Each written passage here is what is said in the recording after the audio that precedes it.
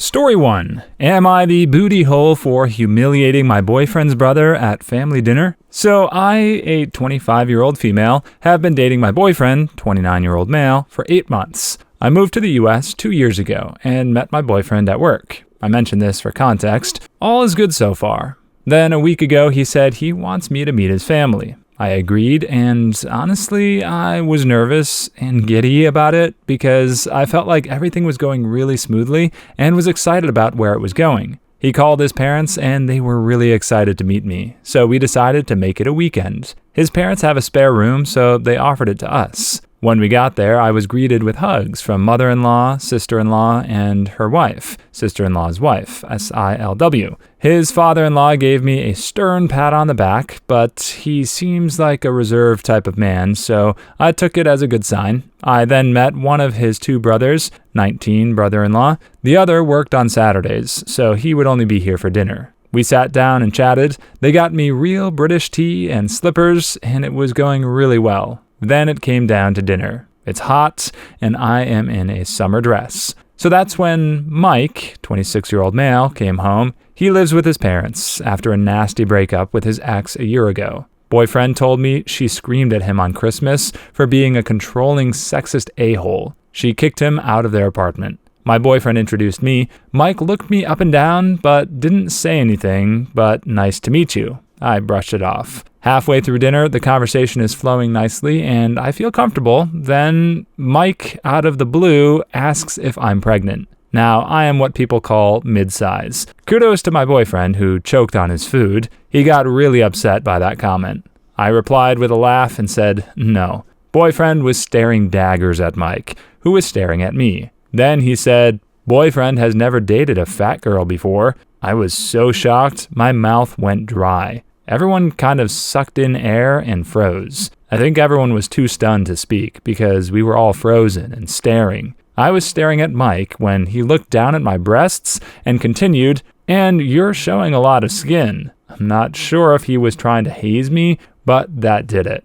I laughed so loudly that a few people jumped. You'd think a 26-year-old man living with mommy and daddy would learn not to judge people. But then again, your girlfriend kicked you out for being a piece of doo-doo, so what do I know? Sister-in-law, sister-in-law's wife, and brother-in-law laughed. Everyone else was shocked. Mike got angry, stood up, and told me, fat girls shouldn't judge people. So I told him that neither should a man with a micro. Easy to say, dinner was ruined. Mike got up and stormed out of the house. Sister-in-law and sister-in-law's wife stayed to clean up, and my boyfriend took me to our room to calm me down. He told me what I did was justified. The next day was just boyfriend, me, and his parents. Brother-in-law is hiding in his room after an awkward breakfast. Mother-in-law is worried because Mike didn't come home and won't answer calls. Mother-in-law won't look at me. We left shortly after breakfast, and father-in-law rubbed my back, but I got no hugs from mother-in-law, and I know I overreacted, but am I the a-hole? No, I don't think that you're the a-hole. I think that Mike is probably jealous, and he's got some past trauma with his breakup, and he's probably envious, so he's probably channeling a lot of those insecurities himself. He's the a-hole for even acting this way to a stranger in his home. It's not even his home, he lives with his parents. You're totally justified in speaking up and standing up for yourself. It's just totally unfortunate that you had to do that for yourself. Certainly would have been nice if your boyfriend had said something or created a more welcoming atmosphere and tried to create a family dynamic that was more open-minded to bringing in a new person and welcoming them into their home. So it would have been nice if it had gone that way, but in the absence of that sort of defense from the boyfriend or the parents even, whose house it is, they usually set an example for how people would behave in the house. You're totally justified in standing up for yourself. I mean, you could have, he started it, you kept it going, so you kind of gave him a taste of his own medicine. There probably are other ways to go about it where you could have just ignored it, but I think you got the green light, go for it. Story 2. The end to a free decade of Netflix. Between 8 and 10 years ago,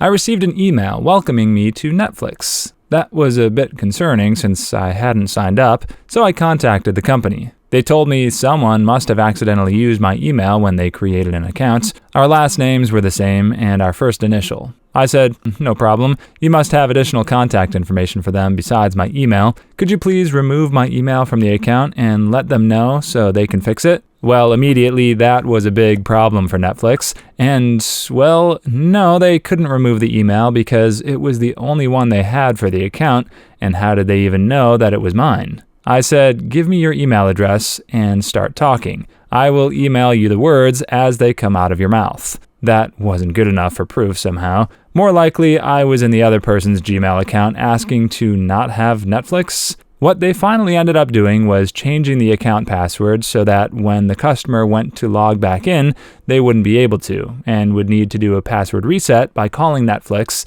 and then they would confirm the email address. I kept getting Netflix emails, so that didn't work. I called again, same again, didn't work. I changed the password several times myself because I could use the forgot password function and get an email to reset it, but that didn't work. I don't know how they kept getting the new password without updating an email address, and I didn't really care at this point. For the last 8 to 10 years, I've had Netflix on everything I own. I've signed in on hotel televisions, used it on my phone, my Xboxes. My kids use it. I only ever signed in under Family and told him to do the same. The entire history of Family is us. The other logins, Fred, Softy, and Lila, accumulated history. I would occasionally look because curious. Never did a single new show appear in the Family watch history that wasn't because of me. Well, I woke up this morning to an email from Netflix telling me that this email address was no longer associated with that account, and if I had any questions, etc. Thank you, Softy. It has been an amazing run, and I'm not sure why you gave me free Netflix for the last decade, but I think you are amazing. Too long didn't read. I asked Netflix to remove my email from an account that was not mine, that I did not pay for. They would not because they needed to have an email associated with an account. I stayed that way for 10 years and I used the account for free. Ah, yes, gone are the days of the wild, wild west of password sharing on Netflix. It was nice while it lasted, but all good things must come to an end. This story is, at least to me, clearly evident of the recent password sharing crackdown that Netflix has been undergoing, and I guess it's at least nice that they had 8 to 10 years of this and, ride the wave while you can. But it's also funny when you're on some stranger's account, it almost feels like there's like some voyeurism going on. I mean, you're peering into the depths of their soul almost with being able to view what kind of content they're watching, especially when, if you've got a account that you think is private and you can really go ham on watching all your guilty pleasures, the gazillions of dating shows that are popping up, blind dating and Too Hot to Handle and all that stuff. Man, I wouldn't want people to know that I'm watching that stuff. Although I guess I'm not actually watching that stuff. I'll leave that for you guys to decide if I am or not. I'm not. Okay.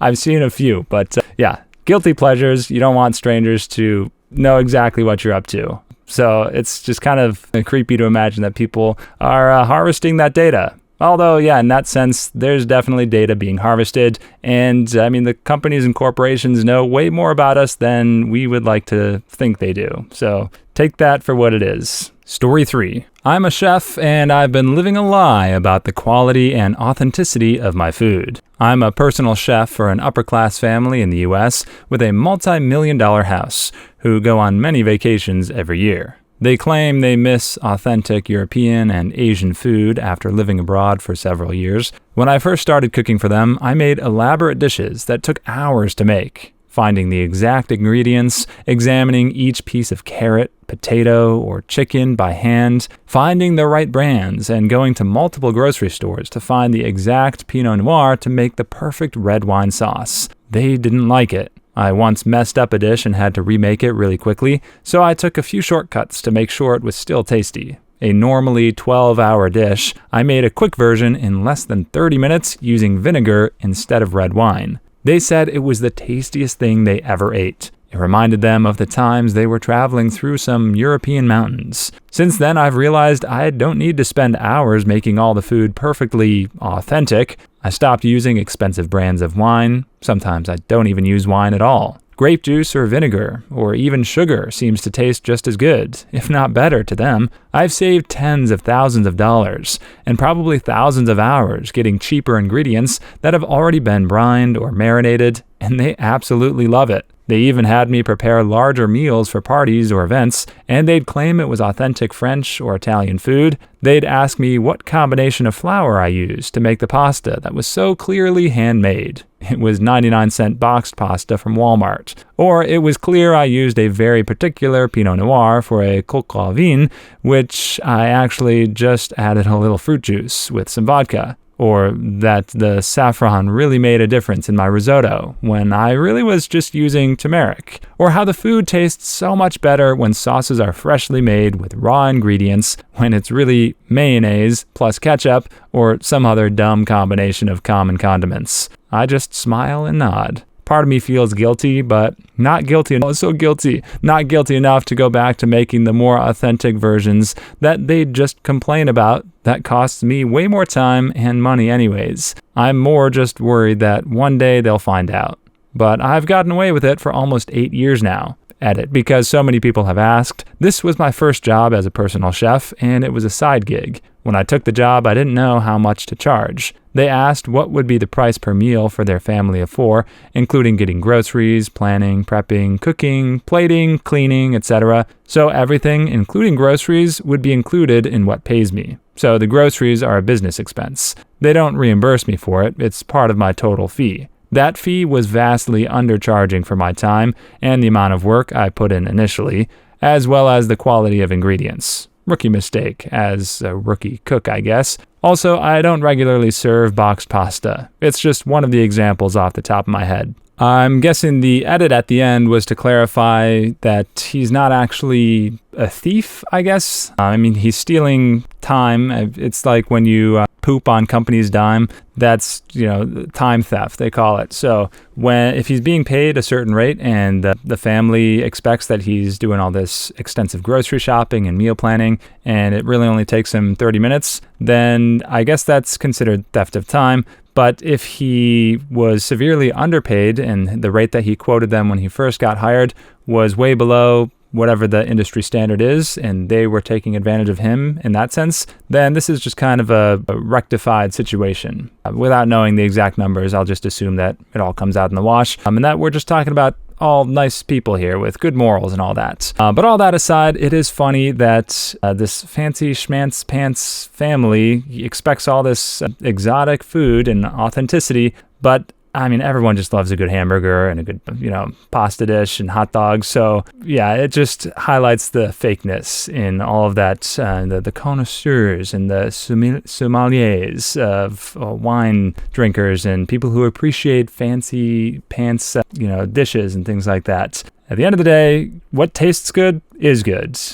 All health considerations aside, follow your nose, follow your tongue, and don't take that out of context. Don't follow your tongue. But it's just funny how, humans like the same tasty stuff, and we just try to overcomplicate it to make us feel like we're worthy of some great thing. But in the end, French fries. French fries are good. Please leave your stories in the comments. I'd love to make a video of them in the future. Also, don't forget to like and subscribe.